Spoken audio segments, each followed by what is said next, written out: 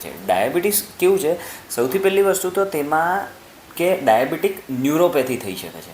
એટલે ડાયાબિટીક ન્યુરોપેથીમાં શું થાય કે તમારું ઓપરેશન ગમે એટલું સક્સેસફુલ હોય, પરંતુ તો પણ એવું થઈ શકે કે ડાયાબિટીસના કારણે તમારી નસ ડેમેજ થઈ ગયેલી હોય અને તમને રિઝલ્ટ એટલું સારું ન મળે. તેને કહેવાય છે ડાયાબિટીક ન્યુરોપેથી. બીજી વસ્તુ, ઇન્ફેક્શન થઈ શકે છે. હવે જ્યારે પણ મણકામાં ઇન્ફેક્શન થાય એ ખૂબ જ ડેન્જરસ છે અને તમારે અંદરથી પસ આવી શકે છે. ડૉક્ટર સાહેબને તમારે ફરીથી ઓપન કરવું પડે, ફરીથી ઓપરેશન કરવું પડે, અંદર વોશ આપો, એને પણ ફરીથી કરવું પડે, 3-4 વખત કરવાની જરૂરત પડી શકે છે.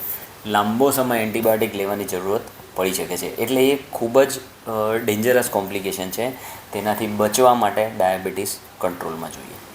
ત્રીજી વસ્તુ કે એવું નથી કે ખાલી ઇન્ફેક્શન થઈ શકે. ઇન જનરલ ઓપરેશન વખતે પણ તમારા જે વાઇટલ્સ જે હોય છે, કે જે બીપી હોય, જેને મોનિટર કરવાના હોય છે, તેને પણ કંટ્રોલમાં લાવવામાં ડિફિકલ્ટી પડી શકે છે.